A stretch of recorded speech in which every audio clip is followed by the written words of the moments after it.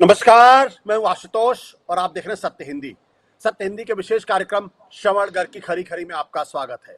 ये हमारा वो कार्यक्रम है जिसमें देश के जाने माने पत्रकार संपादक श्रवण गर्ग जी अपनी तीखी टिप्पणी करते हैं मौजूदा राजनीतिक माहौल पर, और उनकी तीखी टिप्पणियों से ना तो सत्ता पक्ष बचता है ना ही विपक्ष, और दोनों ही तिलमिला के रह जाते हैं।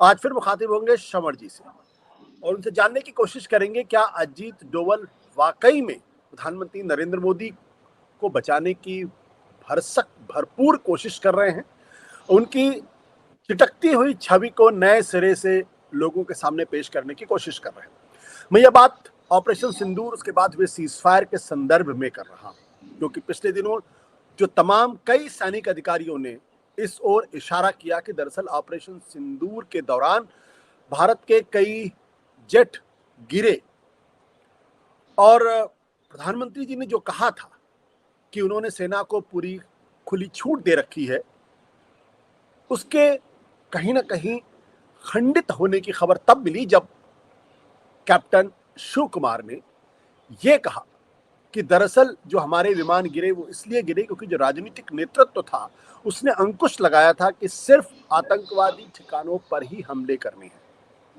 मिलिट्री ठिकानों पर हमले नहीं करने पाकिस्तान के। इस खबर के संदर्भ में उन तमाम दावों को, या जो दावे नहीं किए गए लेकिन जिसके बारे में नैरेटिव बनाने की कोशिश की गई, उसकी पोल खुलती हुई दिखाई पड़ी। लेकिन तब national security adviser Ajit Doval ने यह कहकर सबको चौंका दिया कि दरअसल वेस्टर्न मीडिया एक तरीके से उल्टी पुल्टी बातें कर रहा था। अगर दम है तो एक भी वीडियो या तस्वीर दिखाए जिसमें लगा हो कि भारत को कुछ नुकसान हुआ है। क्या वो सच बोल रहे थे या नहीं बोल रहे थे, यह अलग तरीके का प्रश्न है। क्या वो दरअसल प्रधानमंत्री नरेंद्र मोदी की छवि को बचाने की कोशिश कर रहे थे? ये एक ऐसा सवाल है जिस पर जानेंगे कि दरअसल श्रवण जी इसको किस नजरिए से देखते हैं और इसके अर्थ और मायने क्या है। जी सर। देखिए, पार्लियामेंट का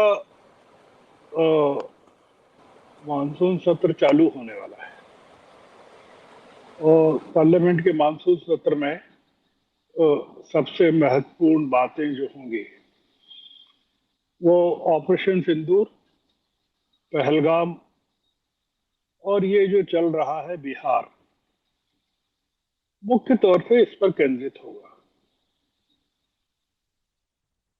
सरकार सभी पर घिरने वाली है, सरकार के पास कोई जवाब नहीं है और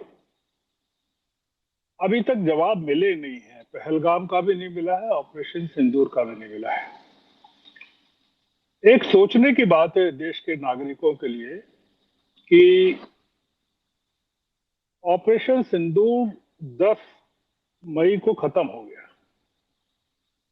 उसके बाद 2 महीने बाद मद्रास आईआईटी के एक दीक्षांत समारोह में देश के राष्ट्रीय सुरक्षा सलाहकार अजीत डोभाल वो कहते हैं कि आप मुझे एक भी फोटो या इमेजरी दिखा दीजिए जो ये साबित करे कि भारत को ऑपरेशन सिंदूर में कोई नुकसान पहुंचा है। हम अपनी बातचीत को इसलिए कह रहा हूं कि अजीत डोभाल ने ये बात 11 तारीख को कही थी, 10 या 11 को। 3-4 दिन हो गए हैं, काफी इस पर चर्चा भी हुई है, आप भी चर्चा कर चुके हैं अपनी एक डिबेट में। मैं अपनी बातचीत को कल जो हुआ उससे शुरू करना चाहता हूं। कल ये हुआ है कि लेफ्टिनेंट गवर्नर जो हैं जम्मू कश्मीर के मनोज मिश्रा जी, उन्होंने ये कहा पहली बार कि Manoj I Sinha take sir. The full जी I take the Manoj full Sinha. Response जी मनोज सिन्हा मन, सर। हाँ, मनोज सिन्हा जी, सॉरी, मनोज सिन्हा जी, कि I take the full responsibility for the Pahalgam incident which was undoubtedly a security failure। आप सोचिए कि पहलगाम 22 अप्रैल को हुआ था और जुलाई महीने में लेफ्टिनेंट गवर्नर मनोज सिन्हा जी ये जिम्मेदारी ले रहे हैं। मैं इस बात को इसलिए उठा रहा हूं कि देश के नेशनल सिक्योरिटी एडवाइजर ने जब ऑपरेशन सिंदूर को लेकर परमाणु की बात कही, उसमें पहलगाम को नहीं जोड़ा कि पहलगाम क्यों हुआ और पहलगाम के प्रमाण चाहिए क्या। पहलगाम के भी फोटो या कोई इमेजेस उनको चाहिए क्या, इसका जिक्र नहीं किया। जम्मू कश्मीर में नेशनल सिक्योरिटी का जो मामला है, सिक्योरिटी का मामला है और पुलिस का जो मामला है वो केंद्र के पास है। केंद्र का मतलब होम मिनिस्ट्री के पास है और वो थ्रू लेफ्टिनेंट गवर्नर होता है। और डोवल साहब नेशनल सिक्योरिटी एडवाइजर है। न तो डोवल साहब ने, न अमित शाह जी ने, न प्रधानमंत्री जी ने 22 अप्रैल के बाद से कभी ये कहा कि ये जो जिम्मेदारी है, ये जो हुआ है, ये इसकी जिम्मेदारी वो लेते हैं या केंद्र लेता है या प्रधानमंत्री, गृह मंत्री, नेशनल सिक्योरिटी एडवाइजर लेते हैं। लेफ्टिनेंट गवर्नर ने भी कल इस चीज को कहा कि वो उनकी जिम्मेदारी लेते हैं। अब हम डोवाल साहब ने जो कहा है उसकी बात इसके संदर्भ में कर सकते हैं। उनको 2 महीने बाद ऑपरेशन सिंदूर के इस इन प्रमाणों की क्या जरूरत पड़ गई कि पाकिस्तान ने हमको किसी भी तरह की कोई क्षति पहुंचाई है। उनका ये मानना है कि कुछ भी नहीं हुआ, एक कांच का टुकड़ा भी नहीं गिरा या कुछ भी नहीं, एक जरा सा भी सुई बराबर नुकसान भी नहीं हुआ। हमने जैसा कहा, पहलगाम को लेकर जो नुकसान हुआ, जो अभी भी लोगों की आत्मा पर लिखा हुआ है, या उसके गुनाहगार अभी भी पकड़े नहीं गए हैं। उसके बाद डोवल साहब ने जो कहा कि जो पश्चिमी अखबार हैं, न्यूयॉर्क टाइम्स का उन्होंने नाम लिया विशेष करके, जो दुनिया का सबसे प्रतिष्ठित अखबार है, अमेरिका का तो ही दुनिया का है, उस पर उन्होंने कहा। अब कई तरीके हो सकते हैं। अमेरिका में तो ये तरीका है कि अगर आप कुछ गलत जानकारी छापें तो आपके खिलाफ मामला अदालत में दाखिल किया जा सकता है। एक संप्रभु राष्ट्र की मानहानि हुई है गलत खबर से, नागरिकों का मनोबल टूटा है कि नुकसान हुआ है अगर ऐसी खबर छपी है तो निश्चित रूप से। और दूसरा ये भी मानकर चल सकते हैं कि न्यूयॉर्क टाइम्स जो है और पश्चिमी अखबार हैं, वो चीन, तुर्की और पाकिस्तान की मदद से अगर चाहें तो इन प्रमाणों को जुटाने की कोशिश कर सकते हैं। अब हमने इस बात को कहा कि 2 महीने बाद क्या ये कुछ ऑपरेशन सिंदूर कोई शूल की तरह चुभ रहा है या कुछ एक गुस्सा अभी बाकी है कि हम उसमें हमारी हुकूमत जो है उसको बार बार किसी न किसी तरह से कुरेदती है। और ये उन्होंने डोवाल साहब ने मद्रास में जाके कहा। हमारी भारतीय सेना के जो डिप्टी चीफ हैं उन्होंने कहा है, रोहित सिंह ने, कि भारत को 3 मोर्चों पर लड़ाई लड़नी पड़ी थी ऑपरेशन सिंदूर में। 3 मोर्चे मतलब उन्होंने कहा कि पाकिस्तान, चीन और तुर्की, ये 3 लोग लड़ रहे थे। मतलब सामने पाकिस्तान था पर पीठ पर हाथ चीन का था। और ये भी कहा उन्होंने, रोहित सिंह ने, कि चीन ने इस ऑपरेशन सिंदूर को अपने हथियारों की लाइव टेस्टिंग के तौर पर इस्तेमाल किया। आपने अपनी चर्चा में भी जिक्र किया, मैं रिपीट कर दूं कि हमारे जो सीडीएस हैं, अरुण चौहान, उन्होंने सिंगापुर में श्रृंगेला डायलॉग के समय ये कहा कि अ, हमारा कोई नुकसान हुआ है, पर ये इम्पोर्टेंट नहीं है। शंग्रीला डायलॉग के समय ये कहा कि हमारा कोई नुकसान हुआ है, पर ये इम्पोर्टेंट नहीं है कि कितना हुआ है। उसके बाद आपने शिव कुमार का हवाला दिया, जो मिलिट्री अताशे हैं इंडोनेशिया में। उन्होंने कहा पॉलिटिकल इंटरफेरेंस के कारण हुआ, पर उन्होंने साथ में ये भी कहा कि पॉलिटिकल इंटरफेरेंस ये था कि हमको कहा गया था आतंकी ठिकानों पर हमला करना है, और हम उनको ये अंदाज नहीं था वायुसेना को, भारतीय, कि पाकिस्तान की सेना इसमें हस्तक्षेप करेगी। क्योंकि बकौल राहुल गांधी के, या बकौल जैसे आरोप लगा रहे हैं, हमारी ओर से उनको पूर्व सूचित कर दिया गया था कि हम लोग हमला करने वाले हैं। अब मुद्दा क्या है?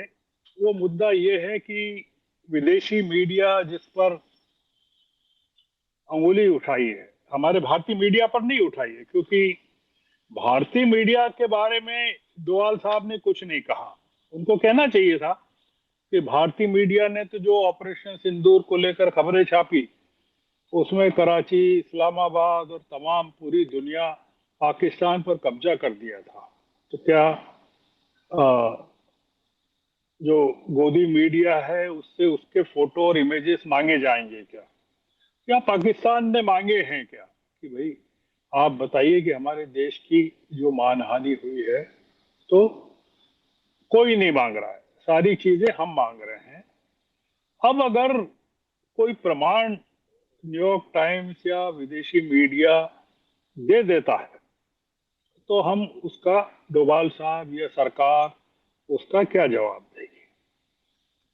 एक मुद्दा और है, जैसा मैंने कहा पहलगाम को लेकर उन्होंने प्रमाणों की मांग नहीं की, चीन को लेकर भी नहीं की कि चीन ने हमारे यहाँ लद्दाख में या अरुणाचल में जिस तरह के गतिविधियां की है, जिनकी इमेजरी, उनके फोटोज लगातार सैटेलाइट के जरिए छपते रहे हैं, लद्दाख को लेकर काफी छपा है, तो उसके बारे में उन्होंने प्रमाणों की मांग नहीं की डोवाल साहब कि क्या चीन घुसा है कि नहीं घुसा है। भारतीय मीडिया चूंकि देशभक्त है और ज्यादातर गोदी में बैठा हुआ है, तो वो तो कुछ भी छापने के लिए स्वतंत्र है। हमारी पूरी आपत्ति न्यूयॉर्क टाइम्स को लेकर है, विदेशी मीडिया को लेकर। मैं इसमें यह कहना चाहता हूं कि 7 मई को हमारे सोशल मीडिया पर बहुत सारी ऐसी जानकारी प्रकाशित हुई है, जिसमें पुंछ राजौरी क्षेत्र में जम्मू के पाकिस्तान की गोलाबारी से या किसी तरह के हमलों से काफी नागरिकों को नुकसान पहुंचा है, क्षति पहुंची है। और अगर उस समय के वीडियोस देखे जाएं जो सोशल मीडिया पर या एक्स पर हैं 7 तारीख के, तो उसमें कुछ लोगों का की जाने गई है, ऐसा भी बताया गया है। अब क्या ये प्रमाण डोवल साहब मानेंगे कि नहीं मानेंगे कि ये नुकसान हुआ है? उस दौरान पंजाब के इलाकों में, जो सीमा से लगे पंजाब के इलाके हैं, उसको लेकर कुछ चीजें, नुकसान जो पहुंचा, मकानों को पहुंचा, या कुछ चीजें जो गिरी हुई बताई गई आकाश से, और वो क्या थी उसके बारे में हम अभी चर्चा नहीं करना चाहते। तो क्या डोवाल साहब उसके बारे में कुछ, कि 2 महीने बाद भी वो चीजें अभी तक प्रमाण के तौर पर सुरक्षित होंगी क्या? एक चीज जो मैंने पिछली किसी चर्चा में शायद लाया था, और मैंने अभी भी जिक्र किया कि सीडीएस ने जो स्वीकार किया या शिव कुमार ने स्वीकार किया, वो एक अलग मुद्दा है। एक जो सोशल मीडिया पर जो खबर चली थी और फिर जो बाद में दिखी नहीं उस खबर को, वो ये खबर थी, और उसकी पुष्टि हो जानी चाहिए कि क्या राफेल बनाने वाली जो कंपनी है, फ्रेंच कंपनी, उसकी जो एविएशन ऑडिट टीम थी, वो जो वहां से फ्रेंच इन्वेस्टिगेटिव कमीशन के द्वारा भेजी गई थी कि इस पूरे ऑपरेशन में रफाल का कितना नुकसान हुआ, उसकी जांच करने आई थी। और वो जांच असम में ये थी कि वो हमारे जो रफाल हमको दिए थे उनके स्टॉक्स की जांच करना चाहती थी, देखना चाहती थी कि उससे वो जितने दिए थे उतने हैं, सुरक्षित हैं, उनमें किसी चीज की जरूरत है। जो खबर चली थी उस समय, वो ये खबर थी कि उनको, फ्रेंच टीम को, इंस्पेक्शन की इजाजत नहीं दी गई। ये कहा गया कि जो एयरफोर्स के बेसेस हैं, जो अड्डे हैं एयरफोर्स के, वो बहुत अभी इस समय सुरक्षित नहीं है। और इसके कारण वो जो डेलीगेशन था, जो खबर थी वो ये थी कि वो काफी फ्रस्ट्रेशन था, वो कमीशन में भी फ्रस्ट्रेशन था और जांच करने वाली टीम, ऑडिट टीम में भी फ्रस्ट्रेशन। हम इस खबर की पुष्टि नहीं कर रहे हैं, हम केवल ये बता रहे हैं कि सोशल मीडिया एक्स पर ये खबर थी जो बाद में नहीं दिखी। हमको ये जानकारी चाहिए, या देश जानकारी जानना चाहता है, कि जो रफाल को लेकर सीडीएस से भी सवाल पूछा गया, शिव कुमार ने भी कहा और रोहित सिंह ने भी जिसकी चर्चा की, क्या सरकार ने आधिकारिक तौर पर, या डोवल साहब ने आधिकारिक तौर पर इस चीज की पुष्टि कर दी है, या फ्रेंच कंपनी जिससे हमने रफाल लिए उसने पुष्टि कर दी है कि भारत के किसी रफाल को कोई नुकसान नहीं पहुंचा है? ये जो मुद्दा है, ये कई तरह के, मतलब चूंकि अब बरैया के छत्ते में डोवाल साहब ने हाथ दिया है, तो अब कई चीजें बाहर निकल के आ रही हैं। मैं आपको 4 दिन पुरानी एक टाइम्स ऑफ इंडिया की खबर की तरफ आपका ध्यान आकर्षित करना चाहता हूं। वो खबर ये थी कि in back to back high level visits to air headquarter in Islamabad, top officials of the People's Liberation Army, the Air Force of China, and Turkey Defense Ministry hailed Pakistan Air Force decisive response and battle-proven performance during the Mai clashes. अब ये खबर कई चीजें बताती है कि people's liberation army की जो एयरफोर्स है, तुर्की की जो डिफेंस मिनिस्ट्री के लोग इस्लामाबाद में एयर हेडक्वार्टर पर जाते हैं और मई में जो ऑपरेशन सिंदूर में जो पाकिस्तान का परफॉर्मेंस हुआ उसकी खुलकर तारीफ करते हैं। और ये रोहित सिंह ने जो कहा उसको कंफर्म करता है कि भारत की वायुसेना या भारत की सेना केवल पाकिस्तान से नहीं लड़ रही थी, वो चीन और तुर्की से भी लड़ रही थी, मतलब 3 मोर्चों पर लड़ रही थी। अब मुद्दा ये नहीं है कि हमें कोई नुकसान पहुंचा कि नहीं पहुंचा, और डिप्टी आर्मी चीफ कह रहे हैं कि हमें नुकसान पहुंचा या नहीं पहुंचा इसका मुद्दा अलग है। 81% हथियार चीन के पाकिस्तान ने इस्तेमाल किए। हम जो डोवेल साहब से जानना चाहते हैं वो ये जानना चाहते हैं कि ऑपरेशन सिंदूर अगर अभी जारी है और हमको 3 मोर्चों पर अगर फिर से लड़ना पड़े जैसा कि दिख रहा है, तो हमारी सामरिक तैयारी क्या है, या अगर ऑपरेशन सिंदूर जारी है जैसा प्रधानमंत्री भी कह रहे हैं, तो हम क्या करने जा रहे हैं। दूसरा ये कि डोवल साहब ने ये तो बताया कि हमारी वायुसेना के निशाने पर निशाने कितने सटीक रहे, कैसे 23 मिनट में हमने 9 आतंकी ठिकानों को पाकिस्तान के पीओके में और पाकिस्तान के पंजाब वाला के इलाके में बिना निशाना चूके तबाह कर दिया। पार्लियामेंट में भी ये पूछा जाएगा, पूछा जा सकता है, और देश भी ये जानना चाहता है कि अगर हम इतने सक्षम थे जैसा बता रहे हैं डोवाल साहब कि 23 मिनट में हमने क्या किया, पहली चीज ये बता रहे हैं। दूसरी चीज कि हमारा कोई नुकसान नहीं हुआ, हम ये जानना चाहते हैं कि सीज फायर क्यों हुआ और किन शर्तों पर हुआ, और क्या पहलगाम के गुनाहगारों से बदला ले लिया गया है, उनको गिरफ्तार कर लिया गया है। जयशंकर से जब डेनमार्क के एक चैनल ने सवाल पूछा था कि आपने पहलगाम के परपेट्रेटर्स को पकड़ लिया है क्या, तो शायद उनका ये जवाब था कि हमने उनको आइडेंटिफाई कर लिया है। मुद्दा ये है कि ये जो आपने भूमिका में जैसा कहा, ये जो 2 महीने बाद एक ऐसे मुद्दे को उठाना जिसको लोग भूलना चाहते हैं,